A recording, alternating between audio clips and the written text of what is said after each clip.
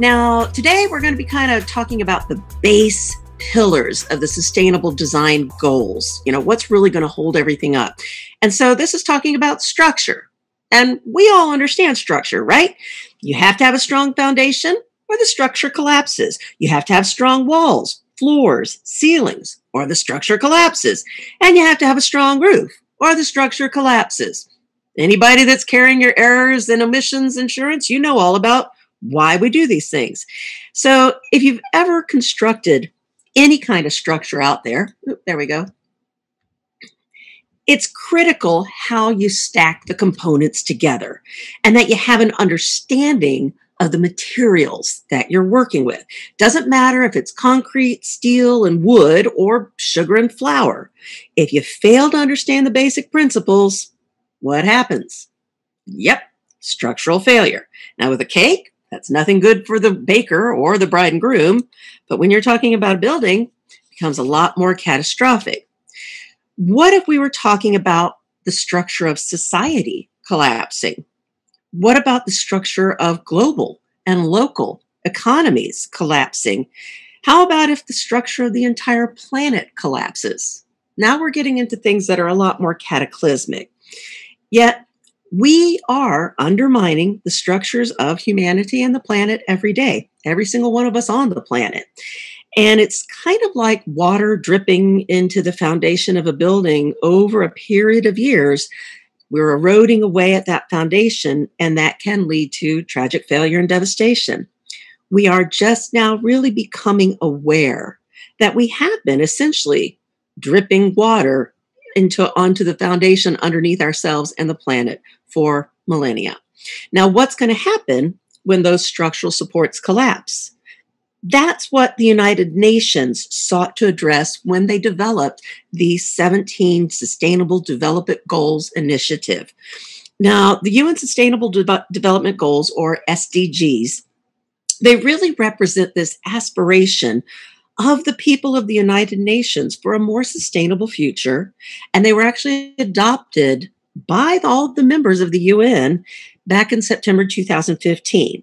Now, these are 17 deeply interconnected goals that are going to define the challenges that we need to address to achieve really a continuing future for everybody. And this is a global that we're all going to be facing together. So these are really kind of a call to action by all countries, poor, rich, middle income. You're looking at ending poverty, protecting the planet, and ensuring that all people on planet Earth have peace and prosperity. And the goal was to hit these targets by 2030. Now, initially, when they first proposed these goals, they were kind of divided into three categories. They divided them into the economic, which included the goals for no poverty, zero hunger, good health and well-being, decent work and economic growth, and industry, innovation, and infrastructure. Guess which ones we have some very deliberate applications for in our industry. Then the second grouping was environmental, clean water and sanitation, affordable and clean energy, responsible consumption and production, climate action, life below water, and life below land, or life on land. Sorry about that. And then social. These were the goals for quality educations, gender equality, reducing inequalities, sustainable cities and communities. There's another one that you can see directly relating to us. And then peace, justice, strong institution, and partnerships for the goals. Now, if you think about it, it's kind of like a connect the dots thing when you're looking at these 17 goals. And most of us have probably played connect the dots, maybe not in a few years now, but you're given a sheet with a bunch of random numbered dots, right? And if you drew a line from 1, then to 2, then to 3, you could solve the puzzle. So in other words, if you connected the dots in the correct order, the solution to the problem would be revealed to you. And the solution all depends on how those dots are placed and connected. Every dot matters because if you skipped one, your puzzle may not end up being quite what you wanted. So how could the Sustainable Development Goals, or their dots, be arranged better than into those three groupings they originally put them into? And do they all connect together? Oh yeah, absolutely. Now, a lot of you out there have probably heard of Maslow's hierarchy of needs. You may not know the name Maslow's hierarchy of needs, but you've probably seen this pyramid graphic at some point in your lives. And basically, it is a visual representation of how an individual has to meet their basic needs. So you have to have at the bottom of the pyramid basic needs. You got to have food. You got to have air. You got to have water. So you have to have these very basic needs. And then you're moving up into security and safety. Doesn't matter if you have security if you don't have food. You're not going to need the security because you'll die, right? So you can keep moving up through those basic needs. And then the idea is as you meet your basic needs, then you can go to the next level of needs, and then you can reach that top, which is when you'll reach your full potential of self-fulfillment. And if you look at it, what is this? It's a structure. It is a structure with a strong foundation and a connected building form. This is what we do every day. Now, this idea of a structure that is created by organizing and connecting the different dots or needs, which are all interconnected and all interdependent upon each other to reach that completion, that idea is now being applied to the 17 Sustainable Development Goals. And I actually think this is a much better way of organizing how we need to approach this. So two individuals, Johan Rockström and Pavan Sukadev, they are the directors for the Stockholm Resilience Center, which if you haven't heard of this organization, well worth diving a little into what they do. And they actually have some great resources available to you. Now, so the Stockholm Resilience Center, they decided to look at these SDGs more from this structural, connected viewpoint. And they developed what they're calling the wedding cake model. Now, as you'll see, how the initial dots that create a strong foundation base. And these are the Sustainable Development Goals that focus on the health of the planet itself, or what they refer to as the Biosphere Layer. Without a healthy biosphere, humans aren't going to exist. So it's kind of like Maslow's hierarchy of needs. Do you really need self-fulfillment if you don't have food? No, you're really not going to care about your self-fulfillment, right? So it's that same idea. And so if you don't have a healthy biosphere layer, the rest of the goals are kind of moot. And so that next layer consists of the dots that create a fair and just society. And so that's kind of feeding into these, just like Maslow's theory of hierarchy, fed, rested, and safe. Now we're moving up to some of the higher goals, and those are the society layer goals. And then lastly, the highest goal, or the middle goal next, is the economic goals.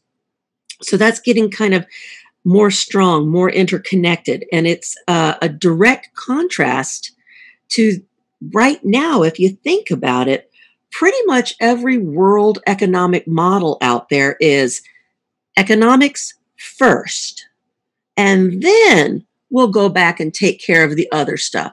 So first, we need money. Then we'll go and look at peace, and then we'll go and look at education, and then we'll go and look at these other things. And so it's kind of leaving those as the afterthought, not the goal. And then now we're moving to the highest one, which is the goal for partnerships. And that's when everything and everyone come together. That is when you reach self-actualization. And it makes sense, doesn't it? This is a much more logical way to group them if you think about it. And I love logic. I'm an illogical person, but I do love and appreciate logic. So how does the design community fit into this?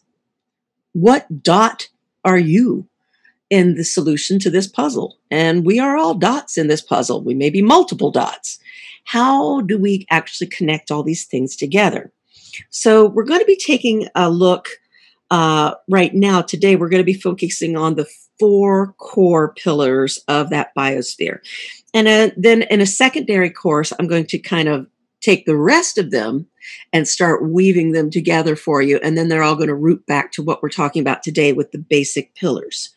So what you have to remember is one of the biggest takeaways for you to understand is that changing just one action in your business or in your life can actually impact several of the sustainable design goals and development goals. Every drop of water that formed the Grand Canyon had an impact. We are not asking for any of you to completely revolutionize your lives and your businesses overnight. What we're trying to do through these series of courses is to stimulate conversation and maybe just become one drop of water, one dot in that connected big picture.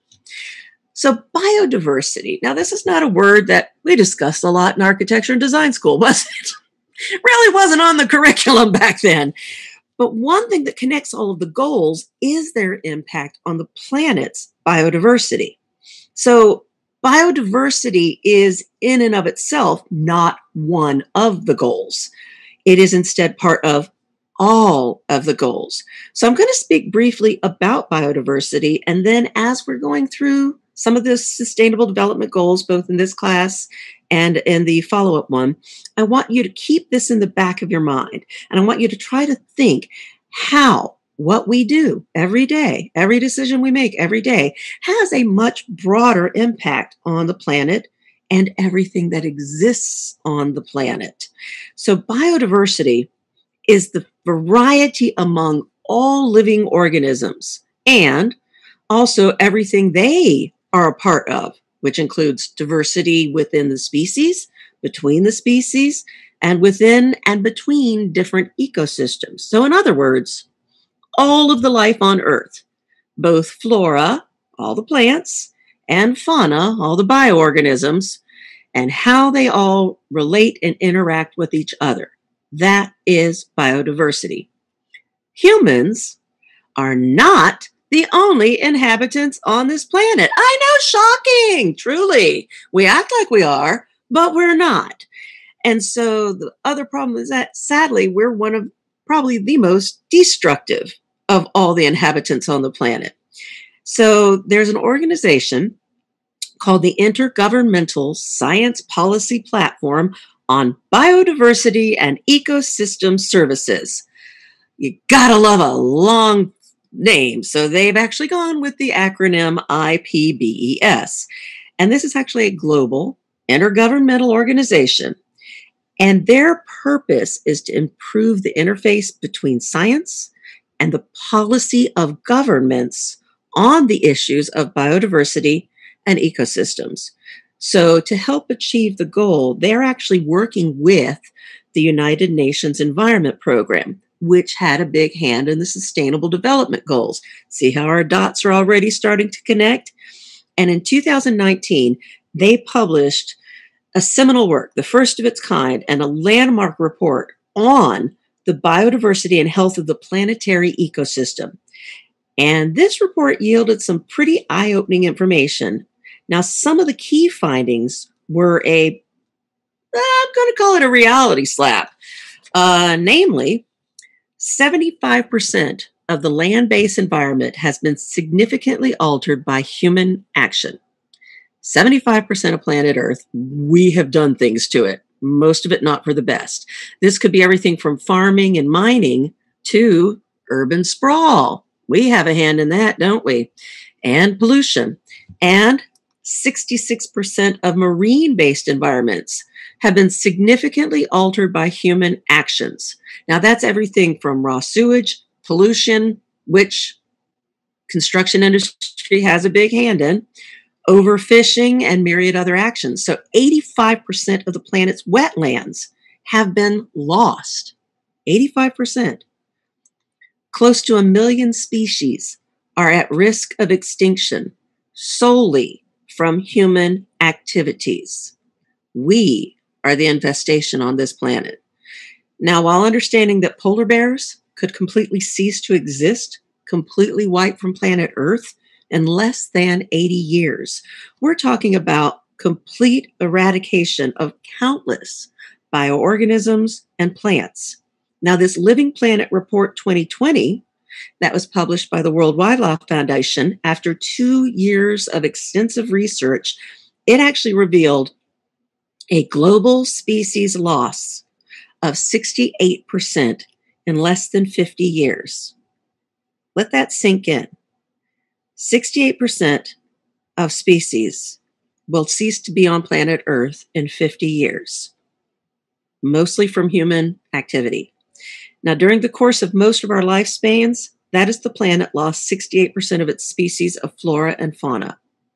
Never coming back. This is a cataclysmic decline that has never been seen on planet Earth. And so just converting land for agriculture has caused 70% of the global biodiversity loss, half of all the loss in the trees that are covering our planet, which are the lungs of our planet. Some of those trees may be in the buildings and the furnishings that we have designed and specified. Now, according to Living Planet Index provided by the Zoological Society of London, the rate of decline is faster in the freshwater areas of the planet compared to the oceans and the forest. There has been a global average decline in freshwater species of 84% in the last 50 years. A lot of this is from pollution. And the majority of that from the Americas, North and South America, they've lost up to 94% of their freshwater biodiversity in 50 years. That's a lifetime for most of us. So it's not just the big mammals, and it's not just over there. It's right here. In the United States, these are just the top 10 of some of the most endangered species out there. The Florida Panthers, we are down to about 5% of their former terrain simply because of human development. We had 2 one-year-old female panthers die this year because they were hit by cars. So if you're looking at that, we're now down to estimates of 120 to 230 of these animals are all that's left on the planet. And the birth rate is lower than the death rate. And we're looking at everything from the bluefin tuna, the loggerhead sea turtles, the sandplain Gerardia plant, which is now gone because of fires, floods, and droughts because we overdeveloped the lands. And so all of these, Atwater's prairie chicken on the bottom middle there, those things used to populate over 100 million of them in North America, mostly in the coastal prairies of Texas and Louisiana. And y'all know those coastal prairies of Texas and Louisiana have been completely developed in the last 50 years. They estimate that by 2017, there were 7 of these left in the wild from hundreds of millions. So we're having an impact. And these are just the canaries in the coal mine, if you want to think about it. So we know the loss is projected to be about another 40% in 2050. 40% fewer species of plants and animals and other organisms than just a couple hundred years ago. So the climate change is intensifying. Biodiversity loss and loss of biodiversity actually make limiting or slowing the climate change more challenging. This is that classic catch-22. So in other words, the more the climate changes, the faster we lose biodiversity. The more biodiversity we lose, the faster climate change occurs. And it's speeding up. So why is it happening now? Well, trading overseas has increased by over 900% since the start of the post-industrial era. How much of what you source is local? The extraction of living materials from nature has increased over 200%. The growing physical distance between the supply and the demand means that people don't see the destruction caused by their consumption. Before the Industrial Revolution, people had to look after the environment around them because that's what they existed on. Kind of like, you don't pee in your own pool, to put it bluntly. And now we don't see that pool. It's halfway around the world. Let loose with it. That's kind of what we're seeing over and over and over. So, for example, Japan, the United States, and Europe alone consumed 64% of the world's imports of fish products. Think about that, 64% just to there. And that's just one little thing. So the biodiversity of the planet is being impacted and devastated. Now that brings the idea that if everything is connected and we're going to continue to have life on the planet as something that is balanced and sustainable, we got to start looking at the bigger picture. And so, namely, we got to look at the bigger picture of those 17 Sustainable Development Goals. Pretty slick how I brought that all back, right? This is all 17 of them have an impact on this biodiversity. Now, let's talk about electric cars.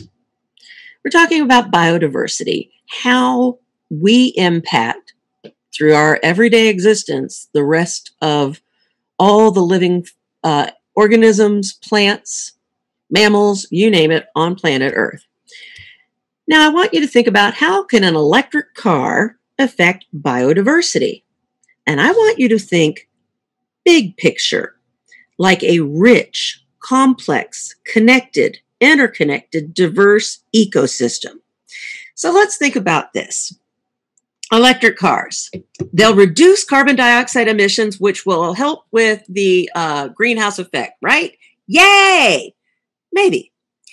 When you plug it in, is the energy on the other end coming from renewable sources?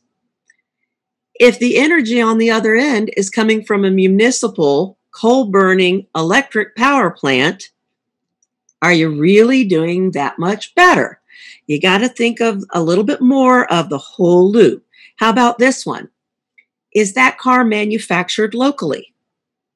If not, it took lots of transportation, ships that are polluting the oceans, trucks that are polluting the atmosphere still, and most of those transportation sources are still using fossil fuels, which is still adding carbon dioxide to it. Are the factories that are producing these cars and their components and their materials using renewable energy? How far are those items transported? And how much of that car is made from recycled materials or recyclable materials? So, for example, if you think about it, mining virgin metals destroys countless habitats and biodiversity. Now, I know you're thinking, okay, well, we have that for regular cars anyways, right? But we're trying to get better here. So this is part of that loop. The rubber for the tires, the foam for the textiles and the plastics. How much is from recycled materials? How many of these car manufacturers have any kind of a recycling program for them? The foam, the carpet, and the plastics are all petrochemical products. So how does the petrochemical industry impact the biodiversity on the planet, both on the land and in the oceans? What are the roads that those cars are going to be driving on made out of? How do those roads impact the environment? Flooding, heat sinks, roadkill. Think of the Florida Panthers, 2 of them killed last year by cars, less than 200 on the planet. The asphalt is a petrochemical derivative too. So how much of the roads are made from recycled asphalts? Why are we thinking about even rebuilding these roads? We're at a crossroads here with a fantastic opportunity. Are we going to rebuild for what was? Or are we going to maybe look at building for what really needs to be coming? Is that going to be the best long-term choice? And the batteries, that miracle item that allows you to save the planet by not using fossil-fueled cars. Well, let's think about those. How much of the recycled metals are they using in these? What happens to these batteries at the end of their lives? Most of these batteries are made with lithium, cobalt, and nickel. Right now, only 5% of lithium, the primary component, is coming from any kind of used batteries. Any of that, only 5% is getting recycled. And if you think about where these mines are, most of these mines are located in some of the most fragile and biodiverse ecosystems on the planet. We're looking at the Congo, Madagascar, Indonesia, Panama. That's where we're getting the lithium, the cobalt, and the nickel for these things. And they get a lot of it through either strip mining to get it. That's the easiest way to get to it. Or basically powered through enslaved humans who are enslaved by either poverty or lack of opportunity, or the actual government is endorsing slavery. And this includes children, 4, 5, 6, 7 years old. Still feeling good about the electric car? Yes, it's better than a regular gas-burning car, but how much better is it? And that's kind of the discussion we need to be having, is not doing these little short-term drop kick solutions, but let's start to look at the planety. So can the planet. So can electric cars be beneficial? Yes. They do produce less CO2 than a gas guzzler. But are they really a sustainable solution? Or are they short-term lip service? The rest of the car is still made just like any other car out there, and it's still riding on the same roads as anyone out there. So we've got to look at starting to do things now that are not causing the damage. We've got to start to fix what we've broken. Yes, short-term electric car, okay, but the longer-term sustainable solution is we've got to reevaluate the foundation of transportation altogether. Biodiversity is infinitely complex, but the potential is infinitely beautiful. And that's what these sustainable design goals are attempting to start. And we are smack dab in the middle of them. We are those who help create the built world. And whether we like it or not, we're one of the biggest effectors of this bigger impact. So in building that wedding cake model for the Sustainable Development Goals, 4 goals were grouped together to form the foundation, or the base layer, your foundation layer.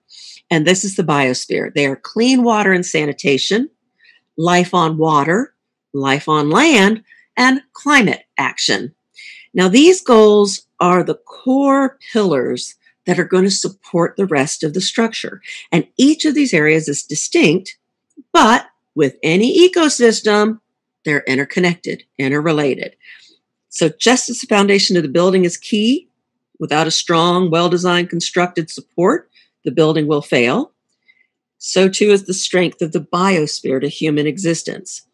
These are the areas that if they fail, the rest of the development goals really won't matter, because we'll have planetary structural collapse and we'll all be dead. Problem solved. Let's try to be a little more positive though, right? So how about, what is a biosphere? Anybody remember high school? Okay. So the biosphere, why is that foundation layer being called this? Simply put, biosphere is where all life occurs on Earth. It's a relatively thin, life-supporting layer, and it's broken up into 3 different parts. The lithosphere, which is the land mass, and that's excluding the Earth's mantle and core because they don't support life. We're only talking kind of about the crust layer. At least they don't support life that we know of. I'll give you that caveat. Then you got the hydrosphere. That is the aquatic portion of our planet. And the atmosphere, the air that all living organisms are using for respiration. And it actually supports life up to 1.25 miles above the planet's surface. So let's take a look at the hydrosphere, because 2 of our foundation layers, or 2 of our foundation pillars, are actually in the hydrosphere layer. And it's the aquatic part of the biosphere. We have oceans, rivers, lakes, and any other kind of body of water. Now, unlike the lithosphere and the atmosphere, every portion of the hydrosphere supports life. Specifically, adapted bacteria grow in hot springs. Tube worms form the bases of sulfur-based communities all around the deep sea thermal vents. And in incredibly inhospitable areas and in hospitable areas, life abounds. So water, pretty much essential to life. And the hydrosphere plays an important part in also forming the atmosphere. So this is probably one of our most key areas. Quite simply, without water, there is no life. So it's no surprise that we have these 2 foundation pillars. First is Sustainable Development Goal 6 for clean water and sanitation. Now, the goal for this SDG is to ensure availability and sustainable management of water and sanitation for all. Water is tricky because you have to address both areas of water scarcity and areas of excesses of water, both of which are rapidly changing around the globe as we're seeing these climate shifts here. So it's not just water scarcity or flooding, but it's also water quality, inadequate sanitation, poor water planning.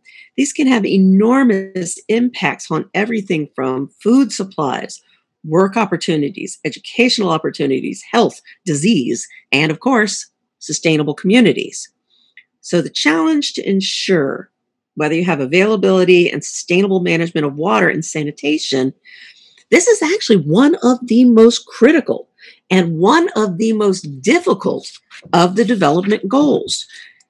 Water and sanitation are necessary for life.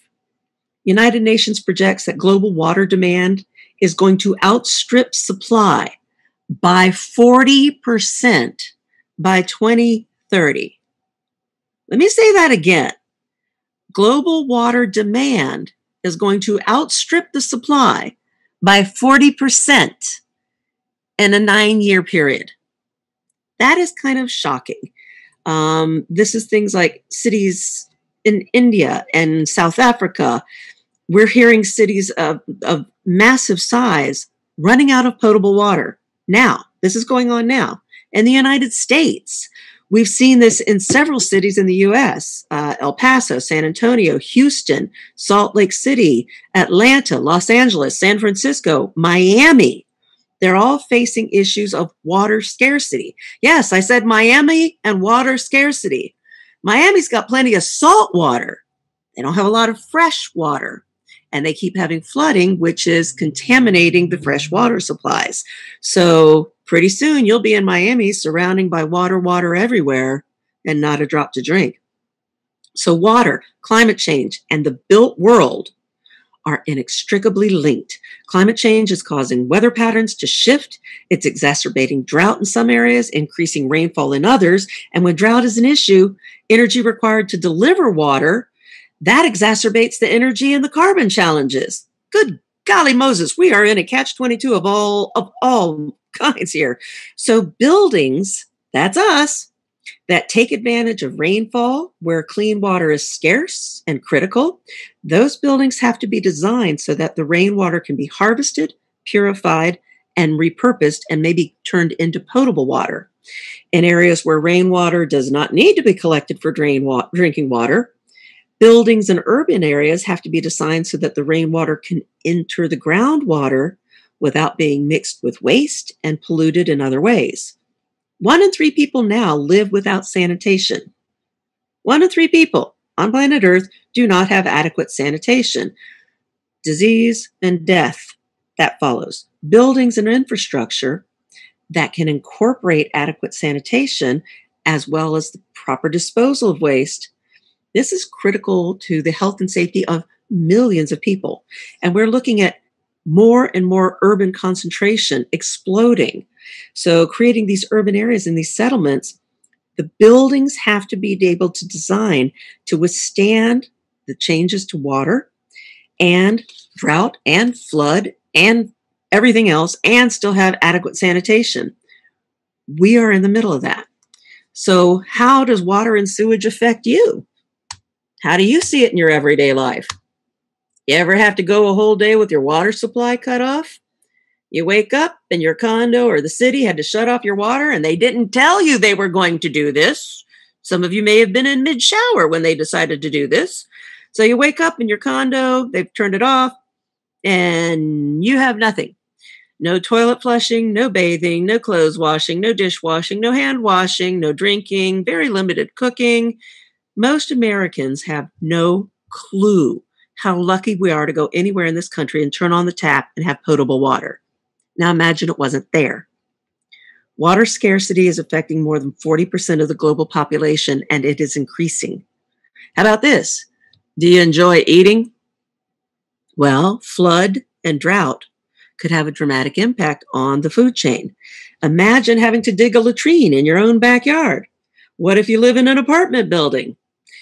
2.4 billion people lack access to basic sanitation and services. This most critical single natural resource. How do we handle it in this country? Well, How many of you let the faucet run for about 5 minutes when you're brushing your teeth?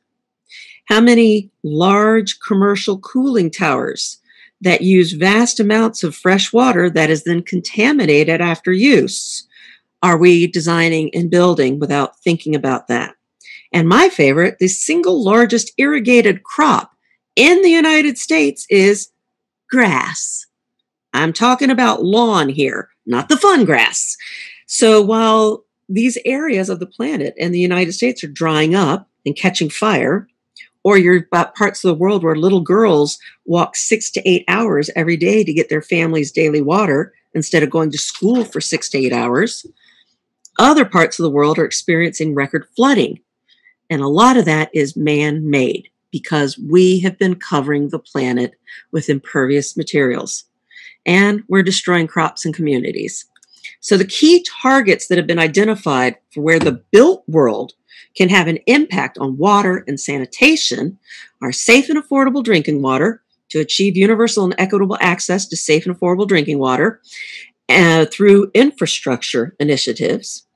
Also to improve the water quality, the wastewater treatment, and the safe reuse. Improving water quality by reducing pollution and releasing the hazards and decreasing the release of hazardous chemicals from industrial waste and other sources. Eliminating sewage dumping by creating infrastructure to manage it. Increasing the safe recycling and reuse globally. Minimizing contaminated runoff from contaminated groundwater. And remember your biodiversity. Let's start looking at including natural ecosystems, natural riparian ecosystems, areas between bodies of water and the land that can clean all of that wastewater. Not only are they contributing to the biodiversity, but then they can help regenerate the drinking water and regenerate the groundwater. And then just increasing our water use efficiency so that we can ensure fresh water supplies. So what could you change in your practice that could address any of these three targets? Pick one. Give me an idea. One thing that you can start to do. Thank you, Becky. I'm glad you appreciate my grass comment. One thing that you could do that could either improve the infrastructure for sewage or potable water. How are you going to mitigate water? What could you start to incorporate? How about just xeric landscaping on your projects? Talk to your clients about it, even if you're not a landscape architect.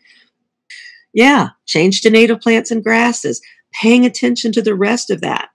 How about putting in water reclamation systems? Now, this is tricky because it's a lot harder to talk to your clients about this if they don't ask you and initiate it, but it's a conversation. Maybe you need to do a little more research into how difficult is it to do a water harvesting for a house? How difficult is that to put in a catchment system and recycled gray water system? Or if you're in arid climates, to incorporate air wells, which is something that humanity's done for thousands of years. How about how to manage that excess water? These biodiverse filled plant swales, green areas with native plants and pollinators, pervious walkways, pervious parking areas. You could actually go the next step and actually decrease your impact on the global water supply. Are you specifying materials that have smaller water footprints, which is called the WF? And there's two different kinds of water footprints out there. A blue water footprint is one that minimizes the water requirements through the manufacturing process. So how much embodied water to get that textile to you. And the gray water footprint is material production that then doesn't pollute. Textiles. Most of us out there have specified a little bit of textiles, right? Gutters, green roofs. Yes, thank you. These are all excellent suggestions there. Textiles. Producing a single pair of jeans requires about 2,866 gallons of fresh water. That's not counting the water to grow the cotton. And the textile industry is one of the biggest wastewater producers in the world. How many yards of textiles are you specifying every year? Carpet. also produces huge amounts of wastewater to manufacture. The most water-intensive industry in the United States, it uses 123 gallons per dollar of output. Anybody want to take a guess at what that industry is? I guarantee you specify it all the time. It's not textile. It's not carpet. I'll give you a hint. Sherwin-Williams, Benjamin Moore, PPG. Anybody got it now? Paint and coatings, the single most water-intensive industry in the United States. So maybe we need to start looking at some of these more eco-friendly materials out there, different kinds of coatings when it's possible to use a different kind of coating. The steel, cement, and glass have huge embodied water cost, a big blue water footprint, producing contaminants like cadmium, mercury, and greenhouse gases. So if you really actively design to minimize your water footprint, you are well on your way to embracing the idea of a net zero water construction. So you can look at doing net zero water building design, which this is hard. You got to get the clients on board with this one.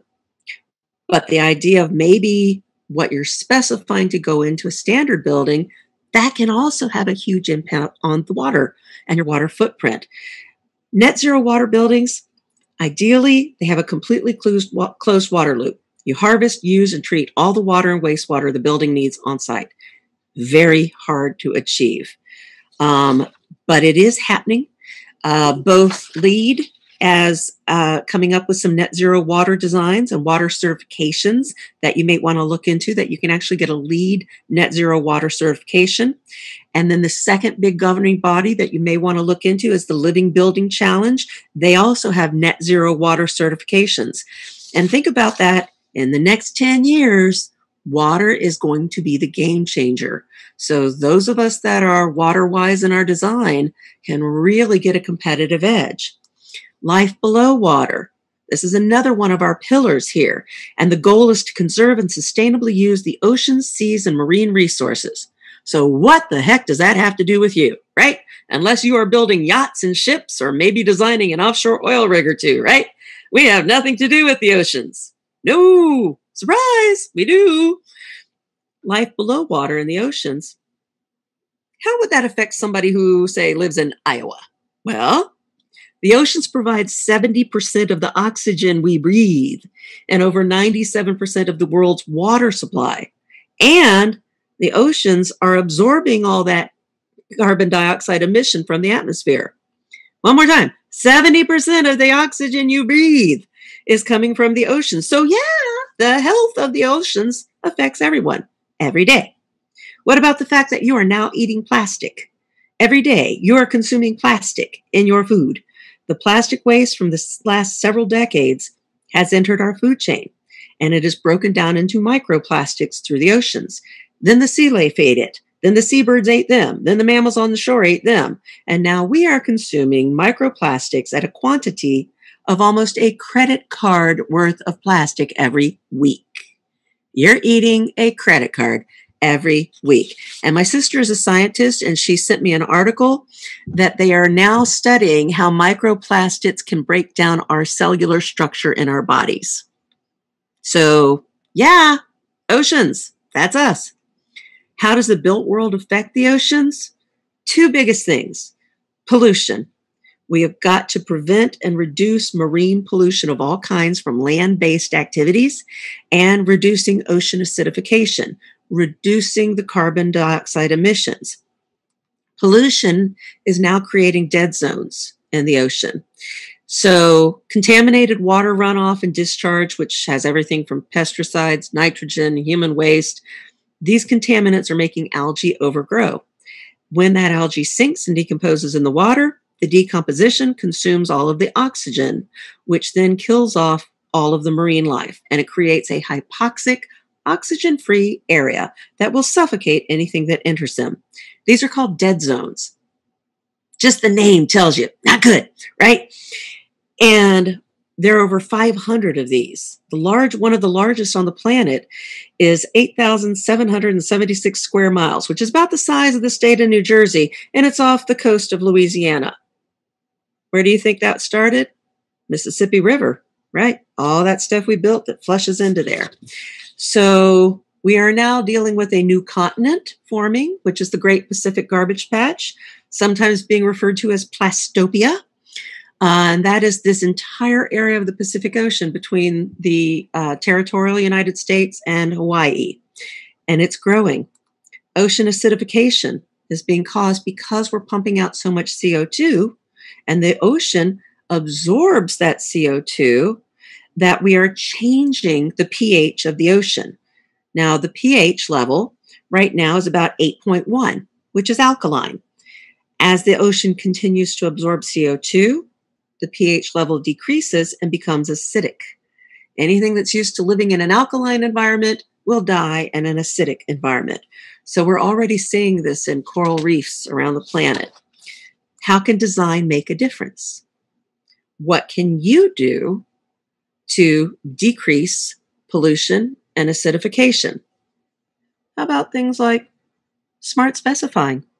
Just pay attention to what you specify. How much carbon dioxide is produced to manufacture and transport those materials? What is that embodied cost? Is there a local option? Is there a less damaging option? Transportation of building materials on transoceanic ships and long-haul trucks and trains produces vast amounts of CO2. Reducing single-use plastic wrapping materials. Think of all the plastic components, the shipping, the packaging. How about just make a goal that every time you pull out carpet from one of your projects, you have it recycled. And there are organizations that's all they do is recycle carpet. Look at your pervious materials. How much wastewater are you creating because of all the impervious materials? Architecture, planning, and design, we can develop a lot of solutions that impact the planets and oceans and waterways. We also have in the biosphere, the lithosphere. This is the land-based component. So the sustainable design goal, that's a core foundation for here, is life on land. And their goal is to protect, restore, and promote sustainable use of terrestrial ecosystems, sustainably manage the forests, combat desertification, that's a hard word to say, desertification, and halt and reverse land degradation, halt that biodiversity loss. The amount of built structures, buildings, settlements, and cities taking up land, incredible growth. And it's really causing strains on everything. So why should you care? Again, do you enjoy breathing? Forests reduce a lot of that carbon dioxide in the atmosphere. Wetlands help filter all that contaminated, polluted water. So you're looking at billions of people that their livelihoods depend on this. So how could the built world help the land? How about sustainable forestry? That's a big one for us. Restore degraded land and soil that's been affected by pollution and deforestation. And then reducing that negative impact of buildings on the surrounding natural habitats through the loss of biodiversity through better planning and development. So that means that planning and development of all new settlements has to start looking at the sustainable conditions for the existing ecosystems. So what could you do in your practice to help with one of those?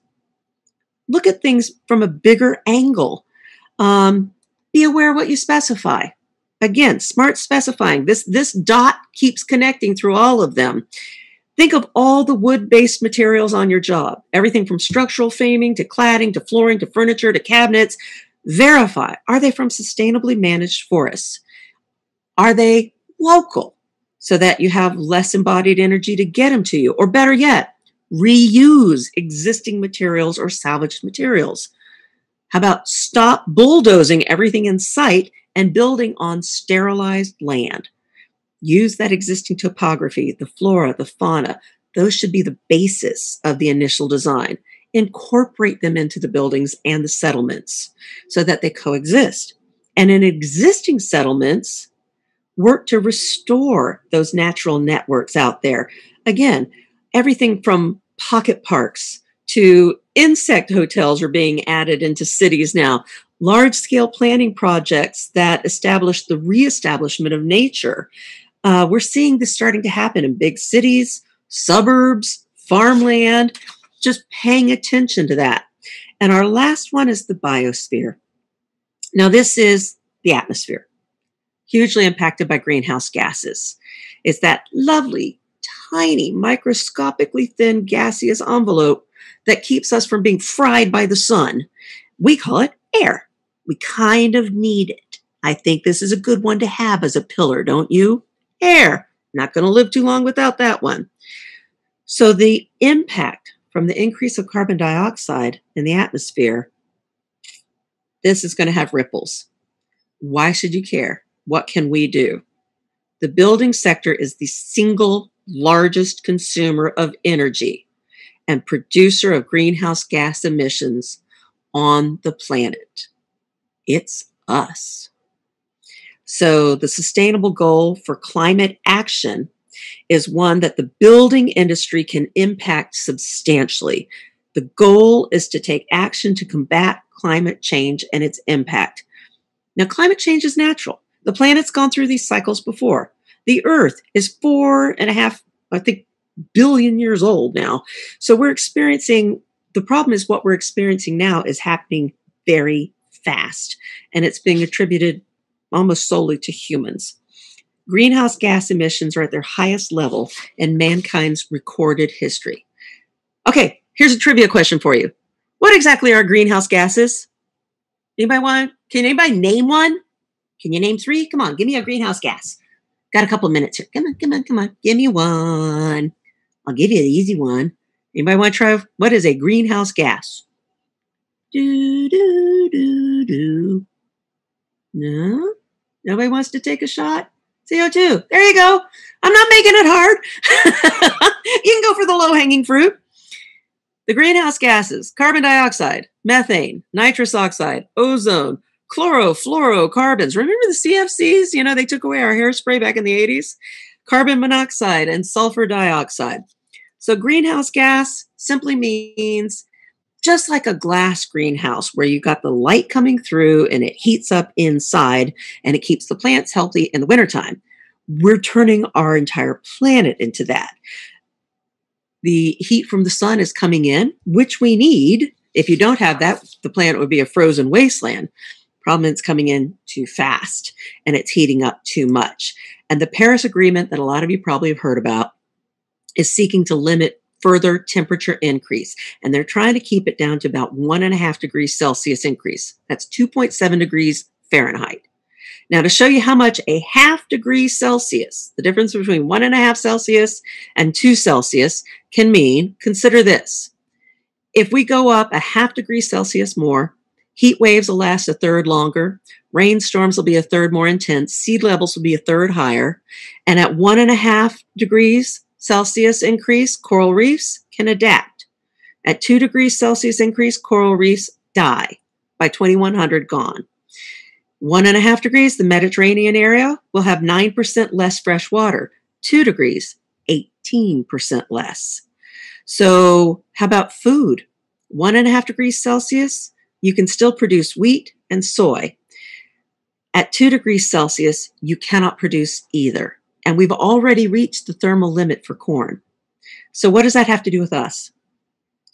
40% of greenhouse gases are coming from the built world. We created it. Houses, schools, skyscrapers, buildings use 40% of the country's energy for lighting, heating, cooling, and appliances. 40% of carbon dioxide emissions, about 30% of the electricity buildings use, is still being generated from coal-burning power plants. Huge amounts of CO2 emission. So it's estimated that the manufacture, the transport, and the assembly of building materials, wood, concrete, steel, that's another 8% of all the energy use out there. And that's not even counting all the other construction and finished materials. So consider a whopping 73% of the embodied carbon for nylon carpet is used to extract the raw materials, manufacture, and transport it. And if you're only factoring the carbon dioxide from the use and maintenance, you're missing the biggest part of it, So it's just simple math. 40% energy consumption, 8% embodied energy for just wood, concrete, and steel. That means 48% of all energy used by the United States today is coming from us. So are you actually being affected by climate change? Yeah, it's actually affecting every country, every continent. It's already disrupting national economies. It's already affecting lives. Greenhouse gases rose to a new record level in 2019. We have seen the hottest decade ever in recorded history. So the two biggest factors to change in the building industry: reduce CO2 emissions from both sources, the embodied carbon to create it and get it to you, and the operational carbon of the life of the building, and incorporate resilient design. Climate change is happening. We can't keep building the same way if we're going to have more floods, more fires, more hurricanes, more drought, more heat waves. We have to look at the buildings so that they can withstand this. So how can we change things? Resilient building factors. Look at how can you design a building so that it can stand up to things like flood, wind, fire, and then only need minimal repair and not be completely destroyed. Look at resilient, nature-based solutions that are a lot more cost-effective and longer lasting, ways to adapt to Mother Nature, not get in her way. A big thing is restoring the developed lands. 15% of developed lands and priorities could avoid 60% of the expected extinctions of biodiversity on this planet by just changing a small amount. Building on sites that avoid deforestation, grassland burning, mangrove conversions, Florida, all of those kinds of things. We're looking at a much more sustainable ecosystem. And again, be smart specifying. Pay attention to that embodied carbon content. Where did it come from? What kind of manufacturing processes? Investigate a little bit. These are the drops of water that are going to start to have tremendous impacts. Even if you just pick one thing that you regularly specify and just say, I'm going to specify this better. I'm always going to specify sustainable forested woods. I'm always going to specify recycled steel beams instead of virgin steel beams. I'm going to look at my textiles that I'm specifying. All of that builds into there. Look at your green building practices. Adapt and retrofit. The greenest building is one that is already built. And we are only renovating about 1% of the building stock annually. 1%. 99% new. So the end game for this, let's try to get all the buildings to net zero carbon, that they use considerably less energy in their operation, that they have less embodied energy in their materials, and that their end of life is then recyclable. Today, we have 1% zero net carbon buildings. Yay! The journey of 1,000 steps, 10,000 steps begins with one. So a couple useful tools that you may want to explore to help you find things that have lower carbon emission. Check out buildingtransparency.org and also check out architecture2030.org. Both of these sites have embodied carbon calculators to let you know what kind of carbon cost is in the materials that are out there. And they actually have planning tools to help you find materials that have a lot less of these kinds of carbon costs in them. I understand. I specify too. It is harder than tarnation to try to find things out there that you know. So there are some tools that are coming along, and these are two that have some really good quick sheets so you can do some calculations. So dots and dots and dots and dots and goals and goals and goals. Water protection impacts greenhouse gas emission, which impacts climate change. Untreated sewage impacts life below water. Destroying natural habitats, grasslands, wetlands, forests for building and development can impact water sources and water management. It can lead to flooding or dust bowls. Buildings, 40% of all energy used and all carbon dioxide emitted. That's why I think we have the biggest impact on these goals. CO2 emissions, acidifying the oceans, deforestation, limiting the air that we have to breathe. Every part of the biosphere of the planet is connected and interrelated. This is why these 4 pillars, these 4 initiatives are the foundation of that wedding cake. So I hope this gave you a very fast, I know, taste of things. And what I want you to take away from this is maybe look back at the presentation and the slides. Pick one thing, just one thing, and do it every project. Maybe specify that all of the water fixtures that I will specify will be low flow. One thing. Everything that I specify will be sustainably forested. One thing. Be that drop of water that forms the Grand Canyon. Please come back and join us for some more of these goals. And if you have any feedback or questions, please reach out to me. I try to be available to any of my participants, and go out there and do good design. Get excited about what we do. We are the agents of change. Change by design.